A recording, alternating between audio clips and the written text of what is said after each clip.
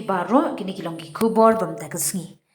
Hagasngi ka ba jong ka darbar sunrai ka yung darbar thawan ka jula. UMLA ka nongpram ubadayr President ka Voice of the People Party VPP ba adan mina besayo mon.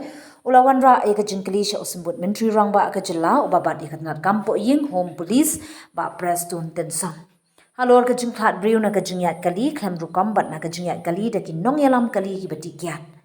Ki jingtip ki ba pinmenad uba prestun tensang. Usumbut menteri rangba ula pentip haga ying darbar banadu usnem arhajar arhwe hadu usnem arhajar arpsan ka jingklat briu ha Meghalaya na kini ki artli kidaw kala poishe ka jingdap hadu sauspa nyop saungun. Na ka jing syakem haga jingïaid kali khlem rukom reckless driving ki briu ki blakhat kilong hadu sauspa khat khandaingun. Ka jingbun tam ka de East Khasi Hills shispa khat arngun boat Haribhoi khandaingun but West Garu Hills sanpho saungun. Ka jingbun ki jingjia kalapaho usnem arhajar arpsaw shispa arp khandaingun. Na ka jingïaid kali da ki nongkiu kali ki badi kyiad drug and driving ki briu ki blaklat kilong sanpho sangun ki babuntam kilong ha East Khasi Hills khat khandaingun but South Garu Hills prangun usnem balajia buntam ude usnem arhajar arpoi arpulaingun. Uba President laong makasarkar kam jushim ya kani kabenta kum kabam dan jungmun. Rekla shim kya bha ki jing persyang ki bladep banne ki kentum. Ban penklan shu ya ki jing pet ngor jing ki pulet ha ki surong. Ban pelong ki jing ai jing hikai ba jing persyang jing batai pat ba halor ki jing sngoto. Ban ka jing ket kli ha ka jing yat kali.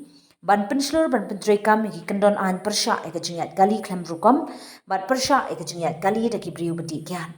Ula kedauru ba ka jing yat kali khlem rukom ba jingïaid kali de ki briu badi kyiad ka long ka jingma ka bakta ya ka imlang salang khamtam e ha ki khna samla bar ka sarkar ka nang shemi kilat kilinti banduna batlan na ka jingklat briu. Hello Meghalaya turns 1 year ago, a small idea sparked a dream which materialized in the form of a screen, an OTT platform to tell stories from the heart of Meghalaya to the world. With over 3.8 lakh downloads and over 1.1 crore views.